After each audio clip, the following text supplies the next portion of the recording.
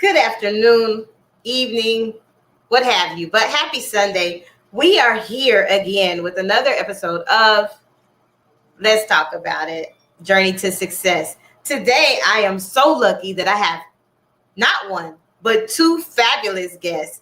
One has done a complete career change, and I'm so excited. And you know, I'm everybody's biggest cheerleader. And the other has deep ties to HBCUs. So I'm going to bring them on, and they are going to introduce themselves. So let's welcome today Miss Cadillac Cat. Hey, guys. And Mr. St. Clair. So good afternoon. What's going on, family? How are you doing? So how are y'all doing today? Y'all both okay? Fantastic. Getting ready to hit the road and do what I do for PV. Getting ready to hit the road and recruit. Hey, that's where it's at. So, you're in Houston, and Miss Cadillac Cat, you're in Atlanta, correct? That's correct. Oh, wow. So today we have people from literally not in the same space, which is wonderful. So they are here today to tell us their journey to success, and I am extremely excited because they both have fabulous stories. So we're going to actually start with Cadillac Cat today. She is going to tell us about her HBCU journey and her journey to success. I don't want to share it, but I'm so excited. Like, I'm probably her biggest fan and cheerleader right now. Well, thank you. Thank you. My name is Catherine, as Cadillac Cat. But I started out my career at HBCU, South Carolina State University, where I majored in accounting. I also pledged Delta Sigma Theta. I was there from about 86 to 90. So shout out to all my sorors who may be watching. Again, my major was accounting, and the HBCU experience was phenomenal. I missed my homecoming this weekend. I told Monique that, but it was all good because I'm launching a new career. I've had 30 years in accounting, and literally an opportunity came my door. I hosted an event and talked with the booking agent, and I guess he saw that I had a lot of personality at my all-white party. My son ended up getting engaged at, and I had an international recording artist, Dominique Hammonds, perform at this party I had in my backyard, social distance, of course.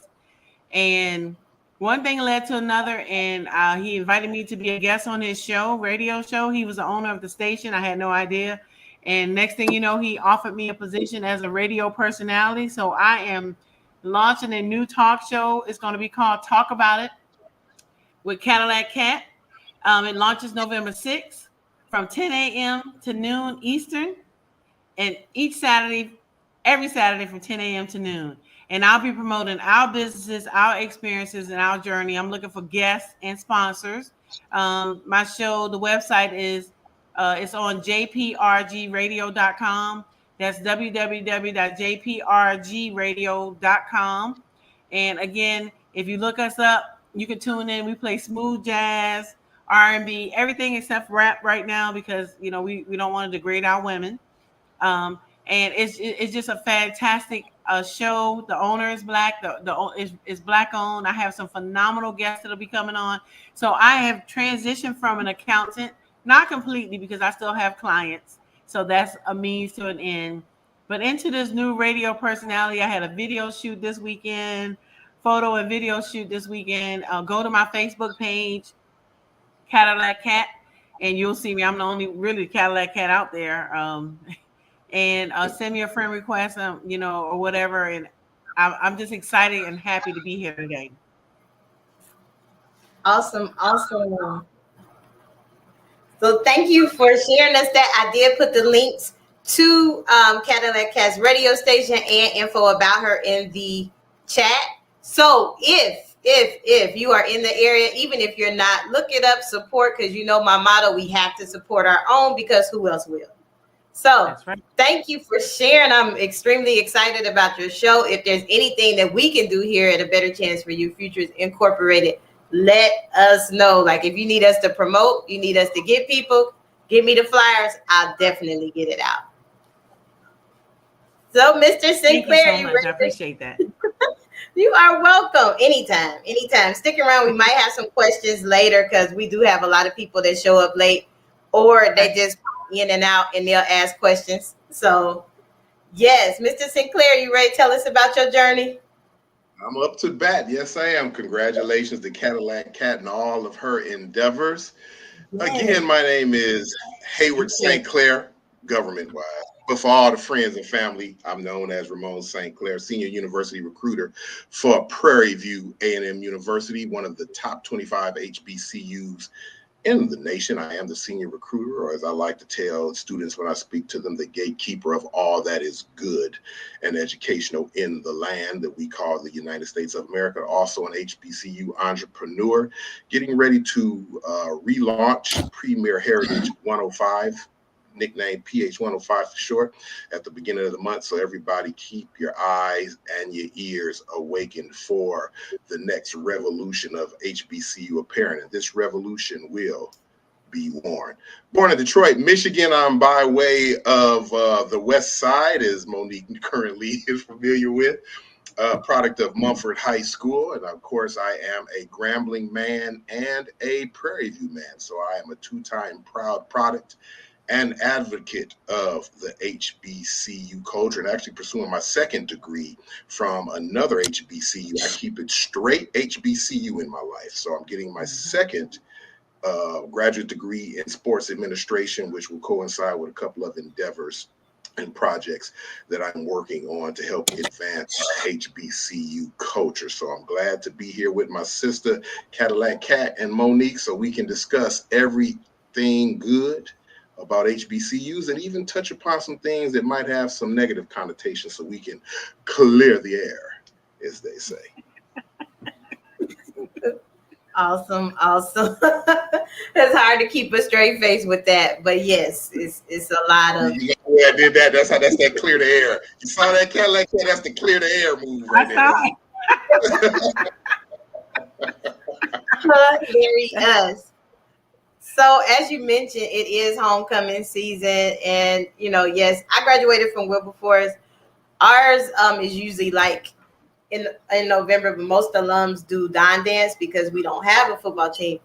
But for those who have, you didn't get, neither of you got to go to your homecoming, correct? No, actually, I wanted to go, but of course, I got to get ready to head to Austin this weekend. But Grambling did beat Texas Southern. So that was one of the highlights of this weekend. So, yeah, they won. So that's the important thing. There you go, starting stuff. You can have people like writing in the chat. You didn't have to say that.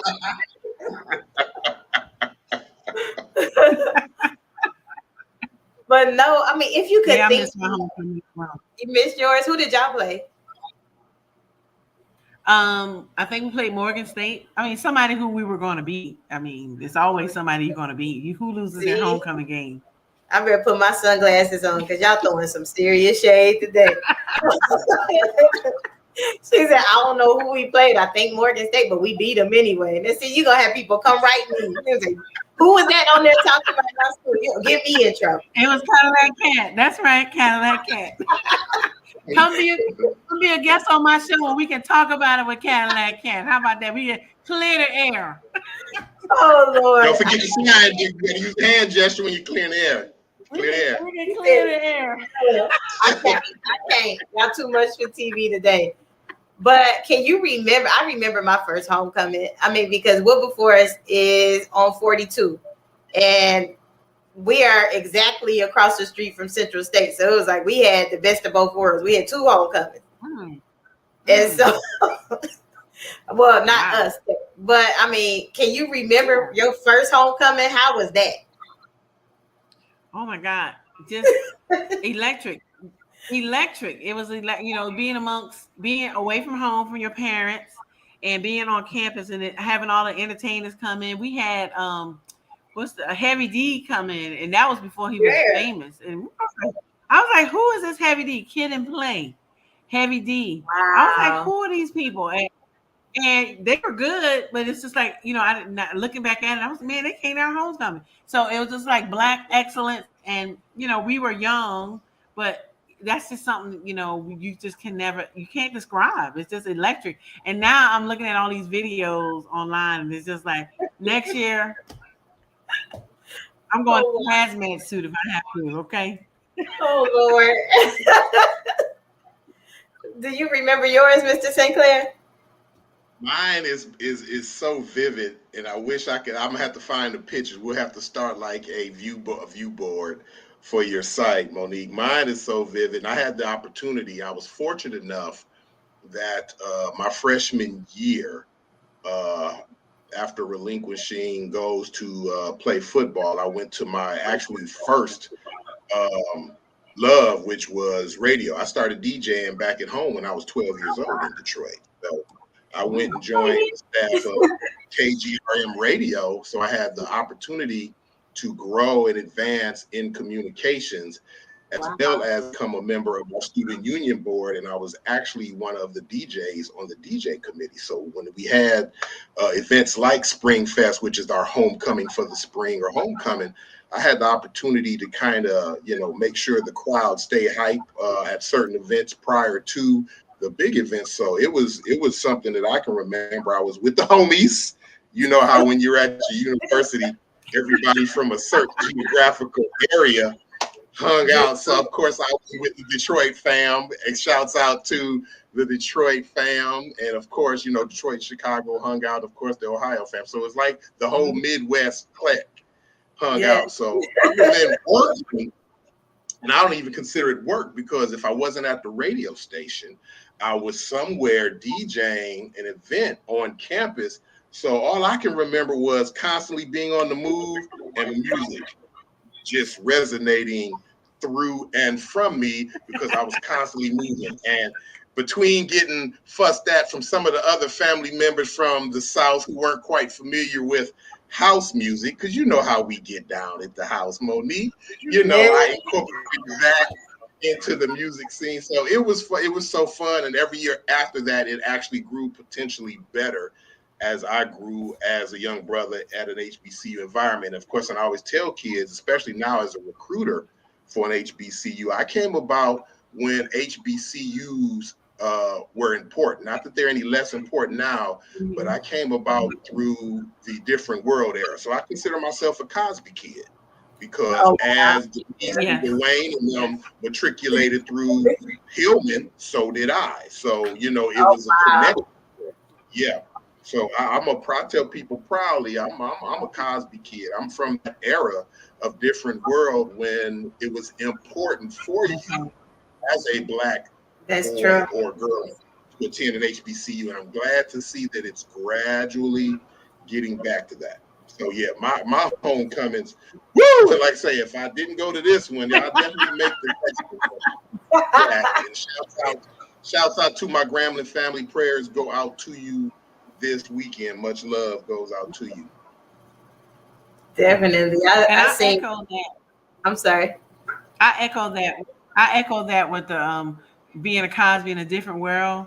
I was in college, and it just gave us a sense of pride. Like, I'm actually in college, and he created it at the perfect time, and it just made you were proud to be. It was a perfect time, and it just made you stick your chest out. Like, I'm getting educated, I'm having fun, and I'm with my people in college. So it was so loving and caring, and And I was sharing with Monique. I went to college. I graduated with honors from high school in the top 10 of my high school class in South Carolina, and had 0 scholarships to go to college. My parents paid for me to go to college. That's how it worked back then. I didn't, we didn't know. I was the first in my family to go to college. And when I got to college, I graduated with honors from college, cum laude. So, these days I try to bring teach as many young people as I can how to maneuver getting scholarships and grants and that kind of thing, because my parents paid for my college out of pocket, and that was a blessing, because I was the first one. Necessary too. I'm glad you both spoke on that.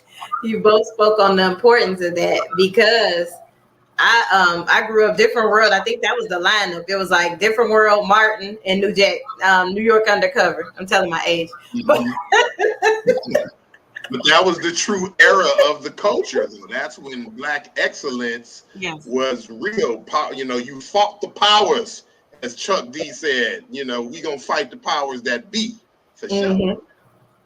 Yeah, that's one of my favorite songs by them, especially when they go into Elvis. But I'm not gonna say that verse today.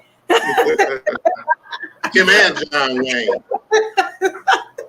I said for you, but in a subtle way. Him and John Wayne. They telling people what I listen. They're gonna be like, "Oh, we're not watching no more. She knows too much of that." No, I'm just playing. But when you think about it, and I took a trip to Wilberforce last time I came up north, and I seen some of the changes. Have you been back to either of your campuses and seen the changes that were made, or not really? Yes, I have. I when I go home, I ride through that area when I visit home, and I go through that town of Orangeburg, and it's been significant growth. Actually, the college next to us is Claflin University, and they have our school was like premier school, and now they've taken over from us. Claflin is now even more prevalent or presence. That's the wrong word. They're more powerful and more impressive than we are right now, but we're still the HBCU. We've had some issues at our HBCU, and they've gotten some new leadership in place. So we hope that resolves the issue, because we've been mired in that for quite a few years now. But yes, I've been back to visit my campus, and it's very impressive what's taking place. Yeah, the last time I was there was about 4 years ago, and it's so ironic, and it's interesting because every time homecoming comes about, I'm working, so I miss a lot. I've missed a lot of them over the years because I'm on the road. Just like I couldn't go this weekend without some type of serious fatigue going back and forth, because I have to prepare to again hit the road and go spread the good news of PV to some more potential Panthers. So usually when I miss it, it's not due just because I didn't want to. It's due to work. So, but definitely plans are going to go into making, even if I have to come back and do, as they say, a hearing back, just so I can meet with the family, because they inquire. They always do if I'm going to come back. So, and I always tell them, I don't know right now as of yet. But I will definitely make sure, especially when that hot gear from Premier Heritage 105 drops, they're going to want to slip it on real smooth, like so. Awesome. Sorry, I'm up here touching buttons and trying to read people in the different sites. But what made you want to step out? Because you are doing a complete different career change. I was like, wait a minute, she was an accountant and she's going to this. Like, what made you do that? Well, I actually work for the federal government. I've been in the federal government for almost 20 years now. And, you kind of want a career change, spice things up. So I'm still in the federal government, but this is something I'm doing on the side. And it's only been less than 30 days, and it's been phenomenal what's been happening. I mean, I'm just amazed. I talked to the radio station owner who's actually in Turks and Caicos right now with the violinist. And I was supposed to be at the NBA game with them, the opening for the New Orleans Pelicans on Wednesday, but I'm interviewing another person on the radio on Wednesdays ahead of my show. So it's just been a whirlwind, and I'm honored, and I'm very humbled for the opportunity.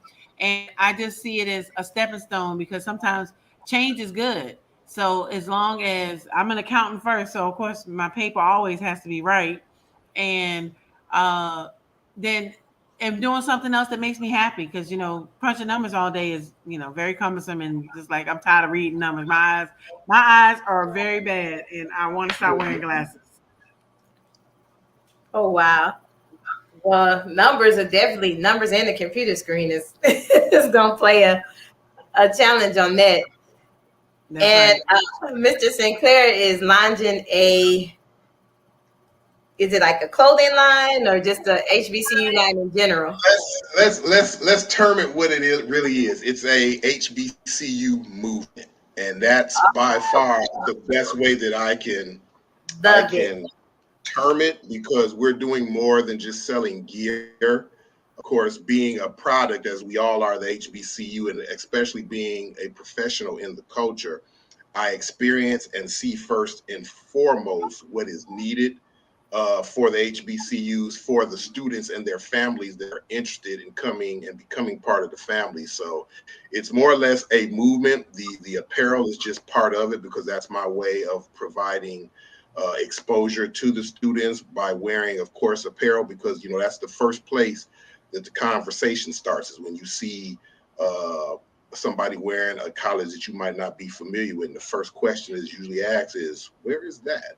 Did you go there? So that sparks the conversation. I just got tired of seeing our people, even if they went to a PWI, proudly, and I guess you have the right to, wearing a PWI, but why don't you sport some of this HBCU gear? Because there are more than enough people producing it, that you can rock anybody's gear, particularly our smaller HBCUs that might not be categorized as the big box schools that could use the notoriety. And then being a professional when it comes to the recruitment aspects, you know, there's things that I have that I'm going to implement to help students get into the HBCU if that's where they want to go, as far as test prep, scholarship prep, and athletics, and then as far as the career development side. So it's more than a apparel line. It is a movement that I am creating. And so just making sure that I partner with the right people who are advocates for the culture. And you don't necessarily have to even be part of the culture, because a lot of our people, when you discuss with them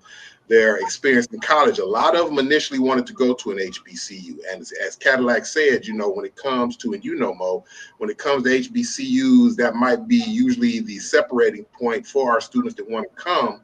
The PWIs are more prevalent to put the checks out there than HBCUs. So my job is to help kind of foster in a better way of getting them to come by providing additional education that they might not get at their high schools, so that they can come and continue to come home to, you know, one of the 105, because that's the way we are going to remain relevant and we are going to grow, is by having our people. And as I always say about a brother that we all admire, Damon John, if HBCUs, you know, that's FUBU. They were built for us, by us.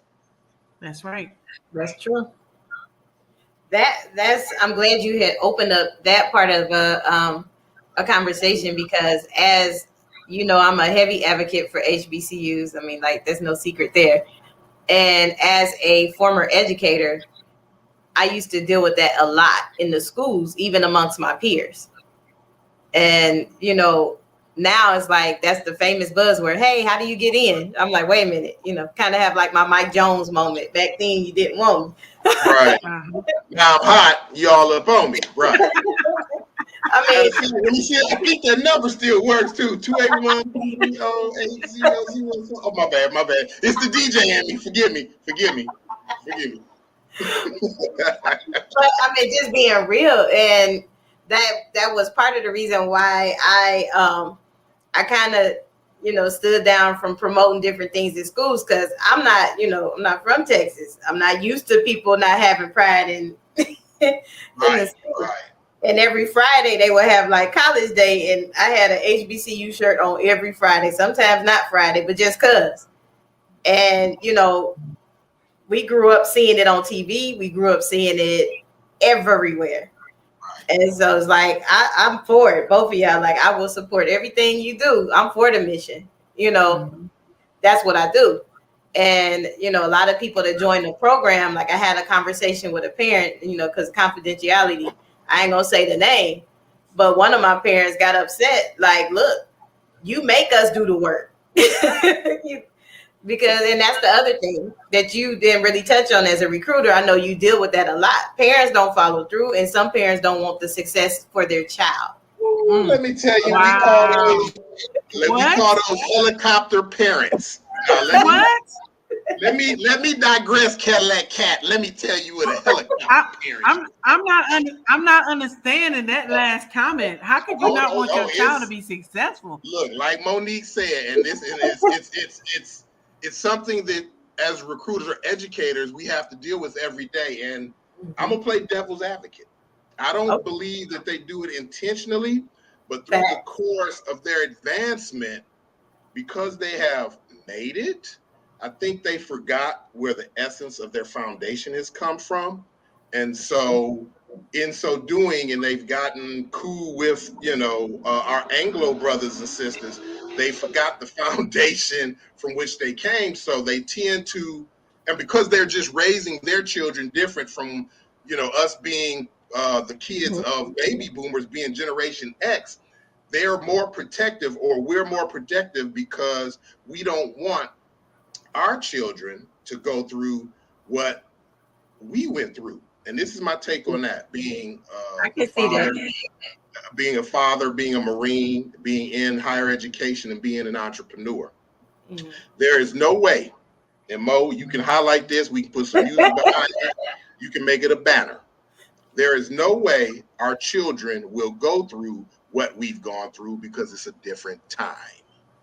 Absolutely. So you being overbearing, not giving your student the opportunity to pursue free will and to use their imagination is actually more costly than you think, because a lot of students that I meet don't want to go to school. It's not because it's bad, because they have other aspirations, but because their parents are literally living vicariously through them. They're forcing the students to go to school. And this is the unfortunate aspect of it. When the student doesn't do well, then the parent has the audacity to get mad at the student. Well, you forced the student into the situation in the first place.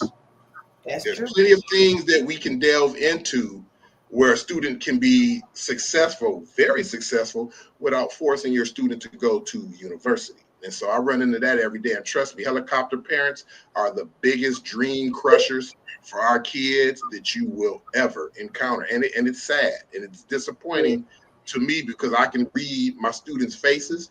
And even when they come to me, they're defensive. They're apprehensive. And I'm like, hey, I'm just here to talk to you. I'm not trying to coerce or force you to go to Prairie View A&M University or any of the other HBCU family members, because I advocate for all of them. I'm just here to give you information. At the end of the day, and I have to express this to family members sometimes, at the end of the day, it's your student's choice, because you're not going to be, if that child goes to college, you're not going to be there doing that child's homework. You're forcing that child to live a life that either you wanted to live and didn't have the opportunity to, or you visualize that you would like to live currently. But that's the same as saying, like, that is just like people parent sports, and parents are living their lives, their former glory days through their kids and pushing them to the point that they're breaking them. And college was something I knew I wanted to do always. I mean, I had my head down studying all through high school. College was not even an afterthought. So you'll know, a parent should know and listen to their kids' cues. My son didn't go to a 4-year college. He went to a community college because he said it wasn't for him. I said, you're going to get some type of degree. My daughter played ball and she went to a college, but she knew she was. That wasn't even a choice. So it's just, and for parents you have to sit back when they leave home and step back and let the children decide their future, because it's their future. And you make them be something you're not, you're going to regret it, because then, or if you're paying for it, there's a stack of student loans you're going to have for something they don't finish. I have some people, I have $100,000 in student loans and they aren't finished college. They just blew money and they're saddled with that. Wow. Yeah, that's definitely a conversation that needs to be had as a family, but you have to respect what your student wants to. Again, you can't protect them from today's society, because today's society is, as the elders say, what it is. Our parents protected us, but they didn't overshadow us. You guys remember how we were raised. If you went out there and you got a scratch on your knee, get up, we gonna clean it off, go on back out there. That's true. That is very true. I mean, but even as there were boundaries. There were boundaries for us. I don't think we did not cross certain boundaries, and some of these parents are trying to be friends. And I'm cool with my daughter, my son. They can joke around with me, but when I give them that Claire Huxtable look, they know I'm not. What did you say? Excuse me? Yeah. Right. Definitely. I cannot, it's not pushed and it's not forced. It's a lot of things, I guess, as an educator, I've seen in some of the parents. And then I know you probably see as a recruiter, And Cadillac Cat, you probably experienced as a parent. Like, it's not even with yesterday, we had a conversation about friendships. You know, I wish I would have listened to my mom about some of the friends and people I hung around with then, because my life probably be totally different. But I promise you, like, now I'm older, I'm like, oh, it clicked. That's why she didn't want me to do this. You know, we don't have those talks before they go off to school, and then they go off and they buck wild. And just being real transparent, and y'all know, y'all been through it. You always know the kids on campus whose parents didn't let them do nothing because they the wildest ones there. Yeah. True. Just saying. Oh yeah. Look, as we were coming up, y'all remember we were in school. Those were the PKs. The church, those were the church kids. The preacher's kids, yes. That's it. They acting up. That's the first thing out your mouth. PK. PK. Really?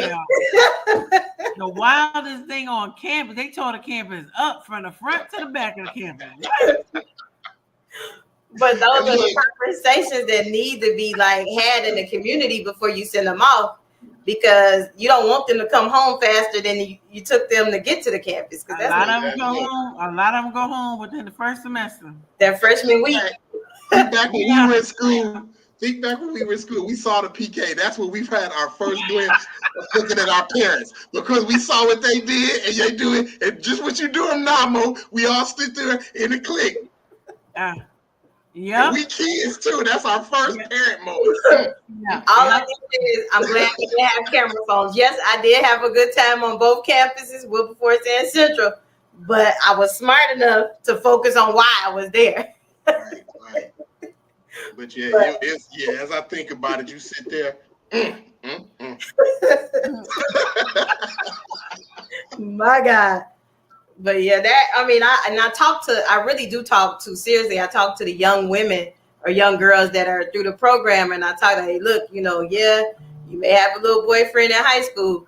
It ain't gonna be once you get on that college campus, baby. You might have to really start focusing. Let that home go, because it's a completely different world once you step on campus. I'm about to say that it's a different world. But that was very appropriate. So yes, I just feel like I don't know how you all feel about this, but I feel like we have dropped the ball in having those type of conversations, relationships, safety, self-control. And right now, being that we're in this pandemic, a lot of people's mindsets is altered, so they need self-care as well. So I'm like, we got to get back to the old school, because I'm hearing these homecomings and different things that are happening afterwards, and it's giving us a bad name. So. That's true, and that's where, of course, dialogue is key. Talking to your students is key. Finding out what the student wants to do, not what you want your students to do. Again, I encourage every day, and I tend to find myself having the conversation with the students, because, you know, I regard, because we're all in the HBCU culture, I tell them it's a family. So I don't even call them students. And you can ask some of my colleagues that I frequently hit the road with, amongst even the PWIs and the HBCUs, because we see each other often throughout the year. I call them my nieces and nephews, because when they come to me, I talk to them like that extended family member, because ironically enough, they want to open up if you ask the right questions. That's fact. And that's key. You have to find out, and I tell parents this, because I didn't have that opportunity with my students or my children who were students, because of indifference between me and their mother. And we'll do that mode for another serious talk on another show, because that plays into it as well. It does.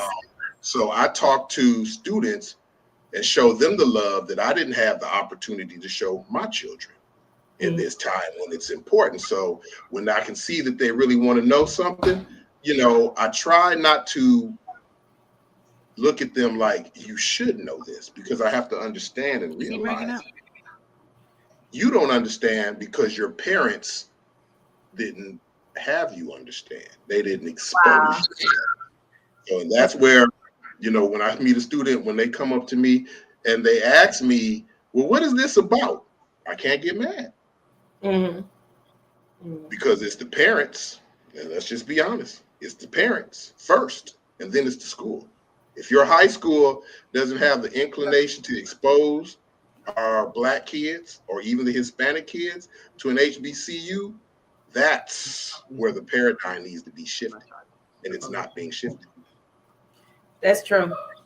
I can agree with that part, and that's why. I don't know if we lost. I think Cadillac, yeah, she's checking. So it looked like she might have went to check her connection or something. Oh, okay. But that is a very needed conversation, and I know sometimes because I'm getting texts from people like, "Oh, you must be on talking about schools," and because relationships are important when you're on campus. They are. I mean, point blank, period. I know me. My experience is I dealt with several issues and things that happened in my life, and such as my friend group. We experienced death. We had a couple of people that have, I think she's back. Oh no, a couple of people who had lost their parents and different just life situations. And I would hate, with what we're dealing with in the world now with the pandemic, that our scholars, our nieces, nephews, people aren't getting the proper treatment that they need. Because hurt people. I'm just gonna name that. Yeah, that's true. That's true. Hurt people. So if you on a campus and you hurting, you gonna, just not speaking it in the atmosphere, but naturally that's what happens. And that's key, because this is one of the things students don't understand because they weren't informed. Again, either by the parent or their high school. That's the perfect place to be if you're hurt, because HBCUs from Wilberforce to South Carolina State, you all know we have that component where you can get help. Exactly. Support services we have, and that's usually done by the deans and the professors who are professionals in mental health that most oftentimes have their own practice. And they tell you, and we tell students all the time through FERPA and through HIPAA, once you discuss something with them, that stays between you. So you don't even have to discuss it with your parents, but we need you to get help so that you can become productive. Hey, we all come, the Black culture is dysfunctional from point A to Z. But you don't have to live with it, because you can get help while you're here at home, and it'll stay between you and that professor. That's true. And that's a great point. That's a great point on my campus. I'm sorry I had to run. My computer was dying. I was like, what's going on? It went dark on me, so I ran upstairs. I'm out of breath. I was glad he was still talking. Girl was out of breath. I ran all upstairs and back downstairs in 15 seconds. So I'm back. I'm glad you talked, because I caught my breath back. That's very key, because my sophomore, I think it was my sophomore year, no, my freshman year or my sophomore year, one of those years, a young lady took her life, and she had a lot of issues going on, so mental health on campuses, and I think that forced the campus to really reevaluate mental health and the health of the students, because students go through this thing, depression, they're away from home, and as you get in the monotony of going to class every day, this and it's the routine, and you're away from your parents, and that kind of stuff. So reaching out and having a professors or the person over the dorm, recognize if somebody's having issues. So that is definitely key, and being amongst your own is key, because you feel more comfortable, and it is confidential. Yes, that's key. You don't have your parents don't have to know, and they don't know unless you tell them. And what a lot of people don't understand with FERPA and HIPAA, again, what you discuss with that person is going to stay with that person unless that person deems it where you're a self-threat. That's the only time when your parents would be notified. But if you can just get it off your chest, trust me, you'll feel better, and you don't have to worry about if you couldn't discuss it with your parents. If you have a sibling on campus, you can't discuss it with them. If you have friends, but you really don't want them in your business like that, I'm proud to say that HBCUs can handle that. That's part of what we offer as a family. And there were many. I mean, like, who were the professors that stick out for you, that were there for you? I have two, and I experienced my trauma was I experienced my sister was she was HIV positive and she was in ICU while I was on campus. And I just, it took me in a whole different mindset. So I had two professors and we still talk to this day. Like, they was like, look, you gonna finish. You're not about to just go home. But who were those two that stuck out there for you? For you, either you two. I had two accounting instructors, Dr. Oniocho and Dr. Harris. They were, they were my accounting instructors, and they were instrumental in, because at one time I didn't do well on a test, and went to the dean and changed my major to marketing. And because I didn't do well on a test and I was just stressed and I was like, this is not me. I do good and I'm going to fail these classes. And then I had a couple days to think about it. And I went through all the paperwork again and changed my major back to accounting. So he was instrumental in talking me off the ledge and telling me, hey, you're smart. It's tough. Being an accountant is going to be some hard work, and you're going to have, you're just a junior and you're really getting into the thick of things now. Your freshman year, just getting you used to college.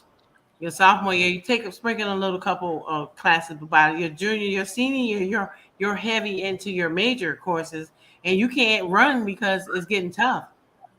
So they both were instrumental in keeping me on track, talking me off the ledge, not the physical ledge, but off the jumping ship from accounting to marketing. And I'll always be grateful for that. Yeah, I was fortunate, especially being a black male, and you hear and you note the term iron sharpens iron. My first sounding board, my first armor reinforcement was the gentleman that recruited me, Mr. Ralph Wilson. He was like that uncle that I had that I could reach out to and discuss things with on an academic level, on a personal level when things were bothering me from home. You do miss home, even though, trust me, I was ready to get the hell out of Dodge because it was a new experience. I love the D. I'm a Motown child, born and raised. Even to this day, you can hear my girl coming from the back of my head if you listen quiet enough from the Temptation. But, you do get homesick because that was a hell of a culture shock. We're in the big city. This is Detroit. This is the Motor City, baby. And then you get the Grambling and folks waving at you that you don't know. Whoa, who you waving at, player? You don't know. So it was that. And then two of my mentors who are still my mentors to this day that were instrumental in me gaining the entertainment side of the business, Mr. Calvin Miles and Ken James, and actually three of them, and David Arthur Dickinson. They were my big brothers, and they still are my big brothers to this day. And I reach out to them, just to see how they're doing, particularly amongst these times. And just, we do communicate via social media, and I call them when I'm in the area. But I was fortunate enough, and that's another mode of what I'm trying to establish, not just with the apparel line, but of course with my revolution. We have to get back to reinforcing that the students are loved and that they are needed and that they're here for a purpose. So I was fortunate enough to have four good brothers. That sounds like a movie. Four good brothers. And it was not the brothers. So I had four good brothers that looked out for me that I'm fortunate to say are still here that I communicate with, other than Mr. Wilson. And that was going to be one of the people I tried to get in contact with when I got to the Graham. And I'm sure through one of the Graham fam, I could definitely reach out to him. But yeah, I was fortunate to have my iron around to help hone me into the blade of sharpness that I am now. Awesome. That is awesome of you both. And you're probably like, goodness, that hour went by so fast because we are actually like 15 minutes left in. We don't have any questions in the chat, but I am definitely enjoying this conversation because we covered so many nuggets that our scholars need to know as they head to college, and then our parents need to be aware of, because like we've all mentioned, the hindrance don't always come from everybody. Sometimes we can be our own worst critics. But yes, I am definitely enjoying it. Now, this is just a a question I have, you're like, oh, what is she about to have us answer? Come on with it. Come on with it. I ain't scared. I ain't scared. You ain't scared? I ain't scared. Oh my goodness. If you could give a word of advice to a new student, because there might be some that might be going in January. The ones that already went in the fall, they just experienced their first homecoming. But my thing is, a lot of times our scholars, they come home, and home is not the same once you've been on the university. I don't care what level geographically you are, location. I mean, when you come back home, it's not the same. It's not some of your friends. Hey, I know my experience was. But it got to the point where I was like, okay, fine. I just find somebody on campus. I go home with y'all because I don't even want to go. But what advice would you give a student? Because they're about to be home for Thanksgiving break. And that's going to be a whole different situation. So what would you say? I would say surround yourself with positive people who think like you, because you're on the next level. I always tell my daughter, her high school friends are high school friends. Some of the ones that go to college are college friends. And to me, sometimes there's a difference between the two, because the ones in college are trying to get to the next level. And the ones in high school who've never done anything else, they're good for high school. That was their season. College, they are trying to be somebody.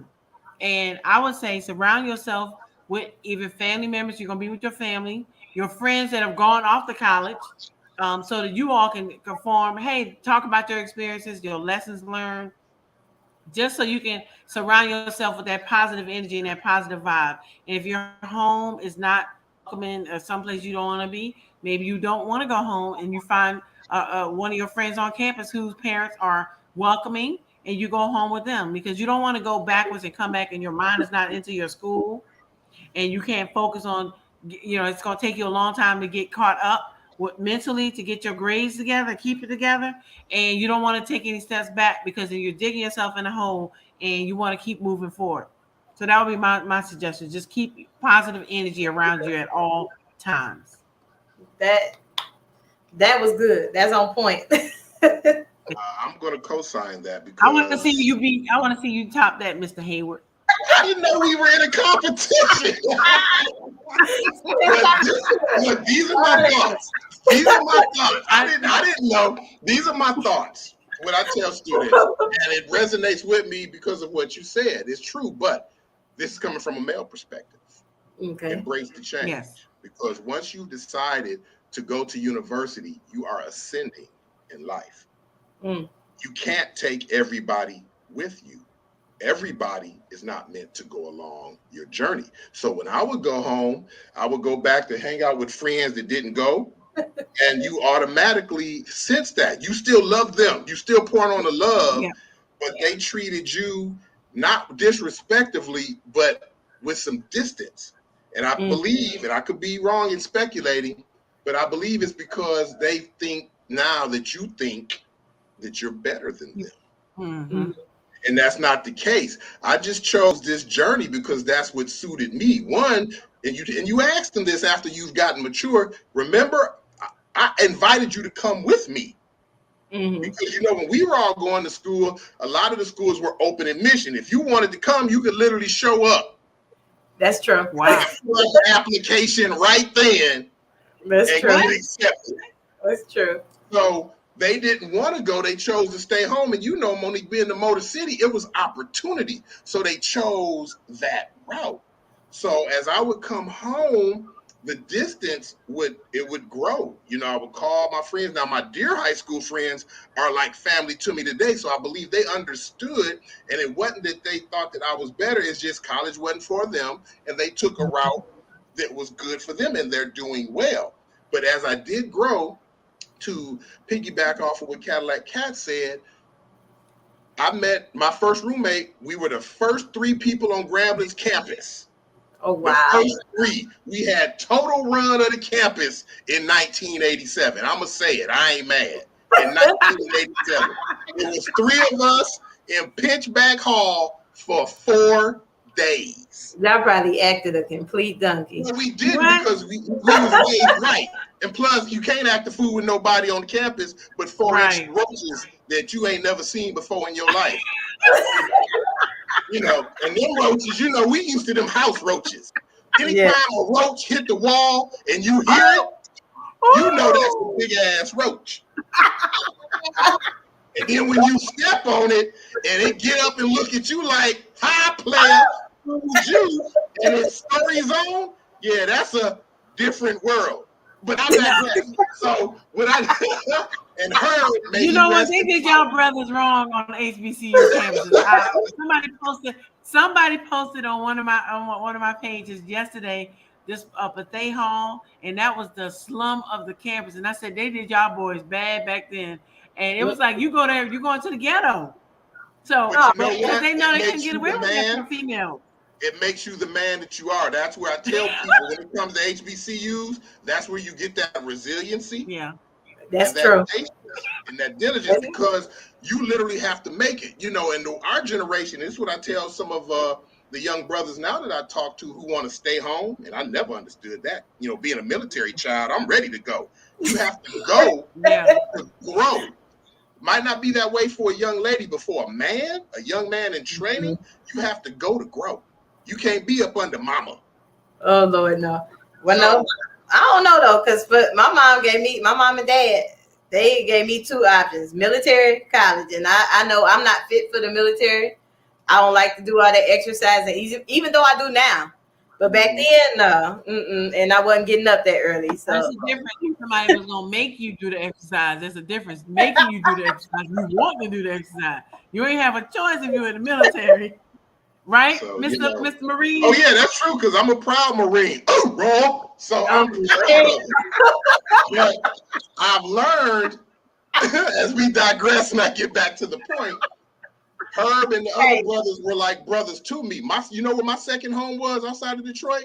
Vidalia, Louisiana. Oh, Lord. That's where I spent most of my holidays. I went home with Herb. And so he was like a brother to me. I went home for Christmas, but other holidays, I would call my mother, and she's like, you going home with Herb? Yep, tell him. Or I tell her parents, I'd call them and say, hey, because that's when parents got to know each other. Again, Herb was in the room first. I came second. Our parents got to know each other because we were decorating the room. We went to Ruston to go shopping at the Walmart to decorate our room. We went to eat.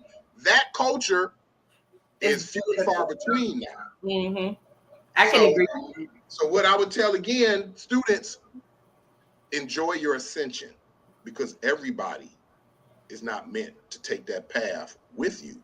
Embrace it, but you also embrace it with a willingness to learn without any judgment, because your people still love you. They just don't know how to handle you, so to speak. Oh, Lord. Mr. Brown, yes, he did talk about the roaches. Sorry. So when y'all went shopping for your dorm, did y'all buy some rat traps and some, Well, this is what I learned. Here's the history. And it's funny you say that, Cadillac. This is the history. Of course, in the city, again, we used to them little bitty sneaky roaches. When you got a roach, okay, with you. As long as your finger and the antenna is double that size, so when you try to step on it, it know you coming, and it dodges you. Trust me, that's some Wild Kingdom stuff I wasn't prepared for. You know, as an urban kid, I fear nothing. Nothing, because so when you went into the Marines, you was ready. You was ready when you went to the Marines. Trust me, anytime you see a 4-inch roach with 8-inch antennas and them boys fly, Do you hear what I'm saying? And someone will fly at you. If you disturb it, they coming to you. Y'all go ahead, that man, the roach talk. You dig what I'm saying? I want to say this to the future college young men. Okay, we're past the roach stages now, so don't let that deter you from going to college. They don't have roaches no more, babies. Okay, baby boys. The girls, we never really had roaches. The guys, y'all. But that's not the roaches. Cadillac, you couldn't buy nothing for the roaches because them country roaches. That ain't nothing but cologne and aftershave for them roaches. What am I gonna do with you, Mr. Sinclair? You gonna have people think like, who was that man? I'm like, you know what? He recruit for Prairie View. Look, them house roaches is bougie because they get fed. They got air conditioning in the summer, heat in the winter. Them country roaches deal with 110 degrees year round. Can't with you. So you mean I know y'all had air conditioning. We had air conditioning in our dorm. I know you had. Yeah, me and hers roaches would come and tell us if it was too cold in the room. Hey, player, they tug on your blanket. Say, player, could you turn that up a little bit?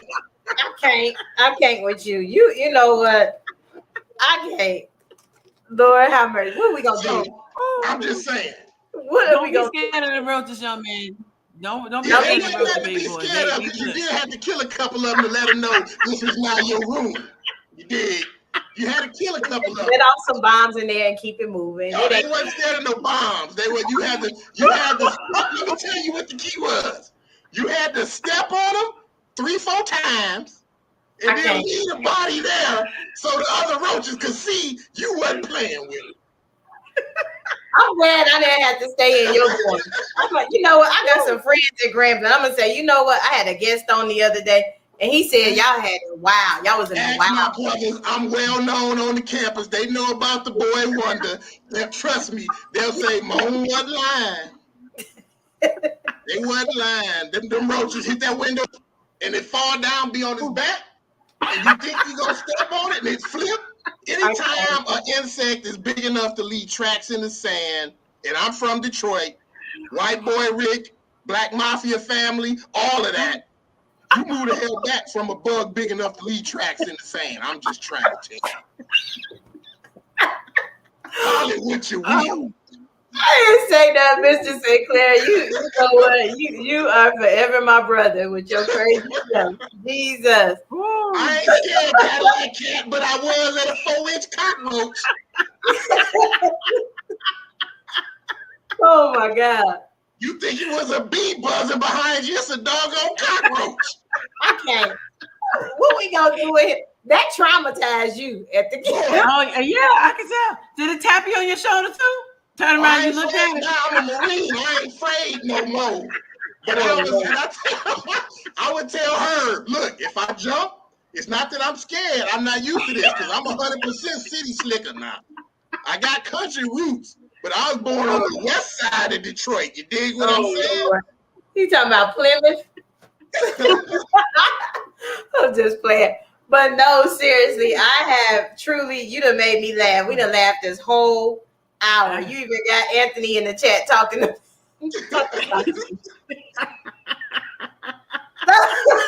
See, look what he said. This just became a comedy show. Brother Anthony, I'm so for real. I'm so sincere. I'm so sincere. But we educated though. Hey, we know how to we know how to have a good time. We know how to get it down. When we want to have some jokes and laughs, hey, we just showing you we real people. We educate, but we can be nuts at times too. There's nothing wrong with being. I don't think I ever laughed this hard on this show, and you done. Oh my God! Because all I got in that picture in my mind of you actually killing.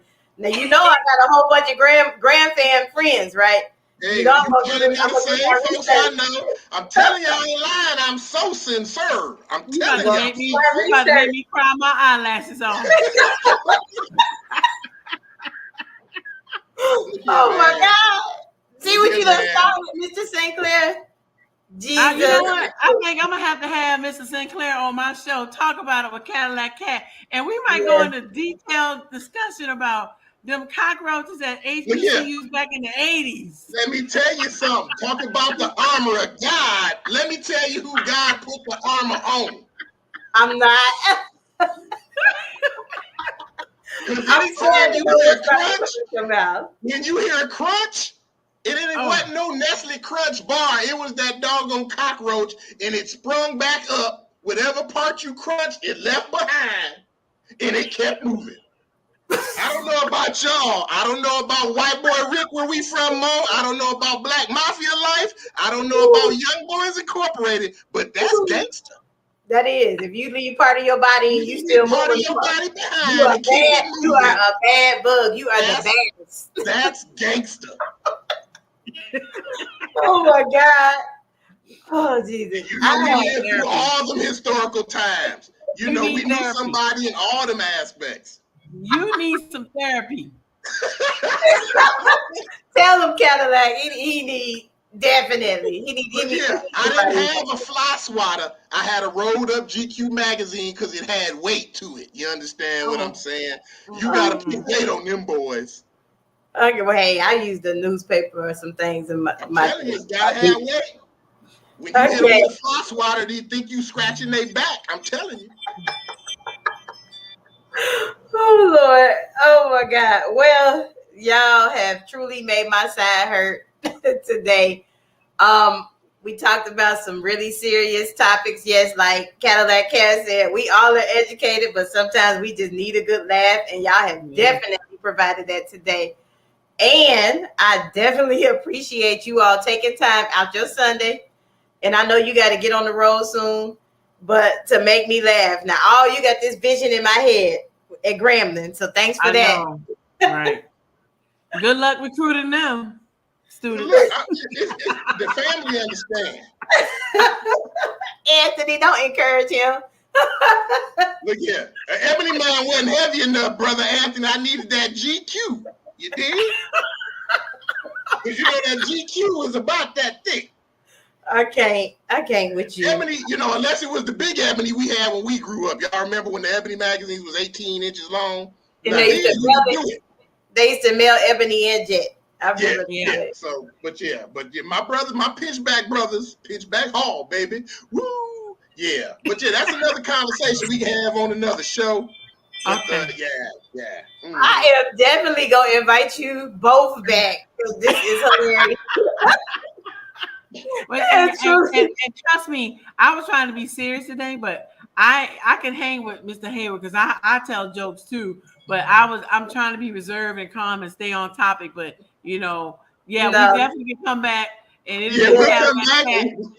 Cadillac Cat and Mr. Ramon Sinclair. Yes, ma'am. I come on Cadillac Cat. We continue the HBCU conversation. I ain't even started about them public restrooms, them community restrooms.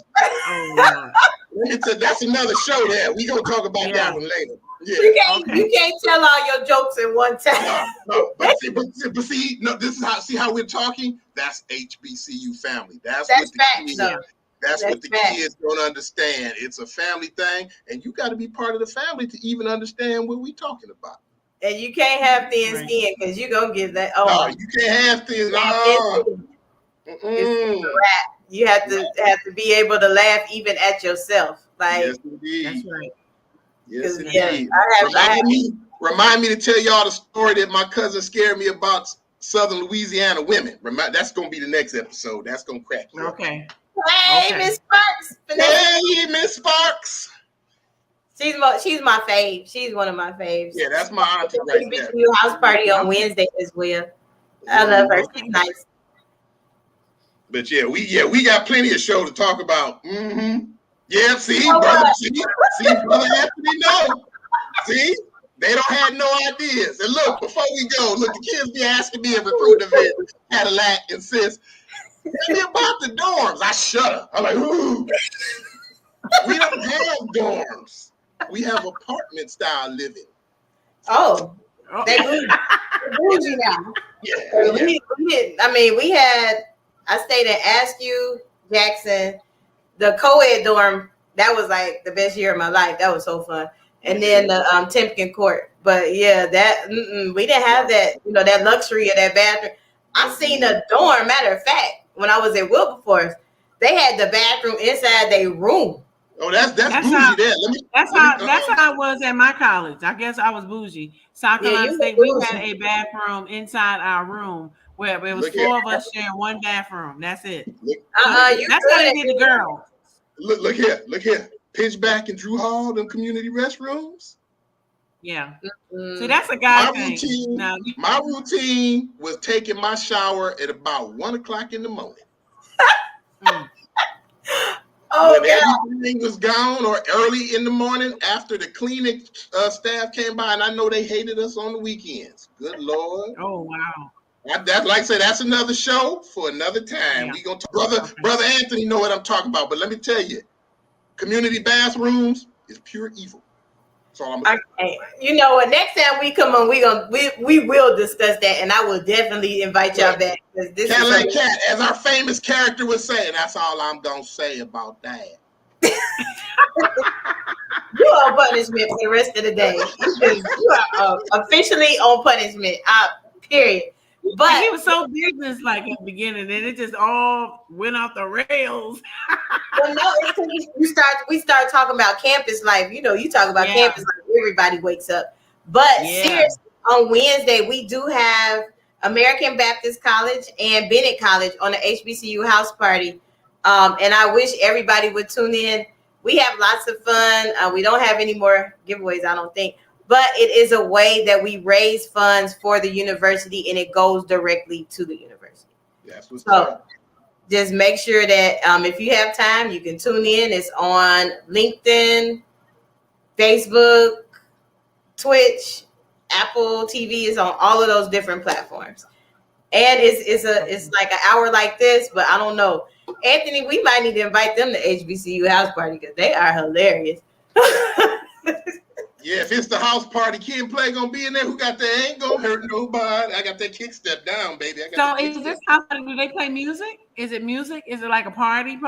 It's like a party. It's a conversation. It's a conversation, but it is. What did he wrote something? Please do. See, look, then you could come on house party. You could tell us about. No, I'm just playing. But it's gonna hurt nobody. Where we talk about the school, we talk about your experience. But today, we went totally left, but we did talk about important stuff. So this has been a great, absolutely, a great experience with both of you. I know I told him about you both, but I was trying to make the connection. So we will definitely make sure that he gets your emails and contacts, because he's like me. He's animated and really fun. So I just know that this conversation, if we had it again, it would probably be different, but fun. And we went a little over, but it's okay because I paid the StreamYard bill here. So it doesn't matter. I have enjoyed this whole hour with both of you. Thank you for having us. Please follow Cadillac Cat. Her link is in the chat. Let me see. If I go back up there, I'm doing good. JPRGradio.com. My show launches November 6th on JPRG Radio every Saturday from 10 a.m. to 12 noon, and we're going to talk about it with Cadillac Cat. Yes, I can't wait. I can't wait. I'm gonna be there. I gotta find it. And then we also have thank you for having Mr. Sinclair, my resident comedian for today. Yeah, everybody look up your boy, Premier Heritage 105. The revolution will be worn. Submit your email address. We are preparing for a launch. I'm scheduling it around Halloween. The hottest gear that's coming out. And I say that with no ill intent, but my stuff, compared to all my other competitors who I do respect and admire, it's still the same old same. You know, I'm gonna hit you with some of that new stuff. And still keep some of the traditional graphics, but everything that I have is coming from my interns' heads, my head, and my graphic artist head. So it's truly, again, it's a community effort. Premier Heritage 105. Here we come, yo. Here we come. And this is nice. I ain't saying it because he on here, but it's nice. I seen some of it. Mm-hmm. You know, it's nice. I can't wait. I'm gonna get you a T-Cadillac so you can go ahead and get your Fleetwood Brome on you. All right. Yeah. All right. That's right.